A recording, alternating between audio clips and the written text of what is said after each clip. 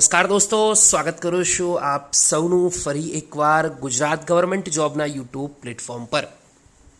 હાલ નવી ભરતીઓની અપડેટ આવી રહી છે। બીજી બાજુ ચૂંટણી જાહેર થતાં વિવિધ ભરતીઓની પરીક્ષાની તારીખો પાછી ગઈ છે। વિવિધ ભરતીઓની પરીક્ષા હાલ પૂરતી વહીવટી કારણસર મોકૂફ રાખવામાં આવી છે, જેમાં ગુજરાત ગૌણ સેવા પસંદગી મંડળનો પણ સમાવેશ થાય છે।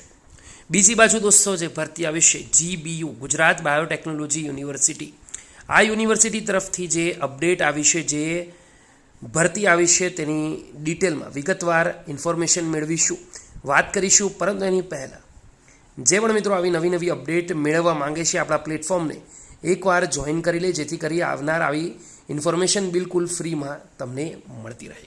ગુજરાત બાયોટેકનોલોજીકલ યુનિવર્સિટી તરફથી 5 એપ્રિલના રોજ જે નોટિફિકેશન આવી હતી રિક્રુટમેન્ટ માટેની, એ રિક્રુટમેન્ટનો જાહેરાત ક્રમાંક છે ADM/02/2024। આગળ વાત કરીએ દોસ્તો, આજે રિક્રુટમેન્ટ આવી છે એડમિન વિભાગ માટેની છે અને વર્ગ 3 એટલે કે ક્લાસ 3 લેવલની છે। વાત કરીએ વર્ગ 3ની વિવિધ 2 પદો પર ભરતી છે, જેમાં અકાઉન્ટન્ટ માટે 1 જગ્યા છે SCBC ઉમેદવારો માટે, જ્યાં લેવલ 7 પ્રમાણે ફિક્સ સેલરી 49,600 રૂપિયા 5 વર્ષ માટે, જ્યારે લાઇબ્રેરી આસિસ્ટન્ટની ટોટલ 1 વેકેન્સી ઓપન કેટેગરી માટે લેવલ 4 પ્રમાણે 26,000 સેલરી 5 વર્ષ માટે મળશે। દોસ્તો આજે ભરતી આવી છે તેમાં ઓનલાઈન એપ્લિકેશનની છેલ્લી તારીખની વાત કરીએ આપણે તો 25 એપ્રિલ રાખવામાં આવી છે। 25 એપ્રિલ પછી અરજી કરી શકશો નહીં, જેની લાગતા વળગતા ઉમેદવારોએ ખાસ નોંધ લેવાની છે। દોસ્તો આગળ વાત કરીએ તો આજે ભરતી આવી છે એકાઉન્ટન્ટ એટલે કે હિસાબનીસની, જ્યાં 35 વર્ષ સુધીની એજના ઉમેદવારો અરજી કરી શકશે। લાયકાતની વાત કરીએ તો degree bachelor of business administration એટલે કે BBA અથવા bachelor of computer application BCA અથવા બેચલર ઓફ કોમર્સ અથવા bachelor of science mathematics statistic આવી ગયું, અથવા bachelor of arts statistic economics mathematics આવી ગયું। તો ગમે તેમાં તમે જો ગ્રેજ્યુએશન કરેલું હશો તો આ ભરતી માટે તમે એલિજિબલ હોય અરજી પણ કરી શકશો। તો આ છે દોસ્તો અકાઉન્ટન્ટ ભરતી માટેની અપડેટ। એના પછી વાત કરીશું લાઇબ્રેરી આસિસ્ટન્ટ, આ પોસ્ટ માટે પણ 35 સુધીની એજના જે પણ ઉમેદવારો છે તે ભાગ લઈ શકે છે, અરજી પણ કરી શકે છે। Bachelor degree library and information science અથવા bachelor degree in library science હોવી જરૂરી છે। બેમાંથી ગમે તે લાયકાત ધરાવતા હશો તો તમે અરજી કરી શકશો। દરેક ઉમેદવારોએ ખાસ નોંધ લેવાની રહેશે। દોસ્તો આગળ વાત કરીએ સ્કીમ ઓફ કોમ્પિટિટિવ એક્ઝામિનેશન કયા પ્રકારની હશે એની તરફ એક નજર કરી લઈએ।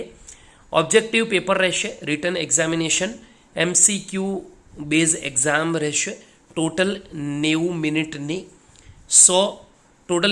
100 માર્ક્સની એક્ઝામ છે। અકાઉન્ટન્ટની વાત થઈ રહી છે, લાઇબ્રેરી આસિસ્ટન્ટ માટે 90 મિનિટની 100 માર્ક્સની એક્ઝામ રહેશે। સિલેબસ હાલમાં આપવામાં આવ્યો નથી, વિગતવાર આવશે ત્યારે ફરીવાર તમારા સુધી માહિતી પહોંચાડીશ। દોસ્તો આ medium Gujarati syllabus accountant return examination છે એનો સિલેબસ આપવામાં આવ્યું છે, જનરલ મેન્ટલ એબિલિટી। હવે એમાં કયા ટોપિક હશે તો કે SCF, LCF, percentage, simple compound વગેરે વગેરે। પછી Gujarati language and grammar, English language grammar, economics and financial administration, financial accounting, income tax act and good service, cost and management accounting, accounting, auditing, company audit વગેરે વગેરે દોસ્તો જે syllabus છે તે રહેવા પાત્ર છે, તો એ પ્રમાણે તમે અરજી પણ કરી શકો છો।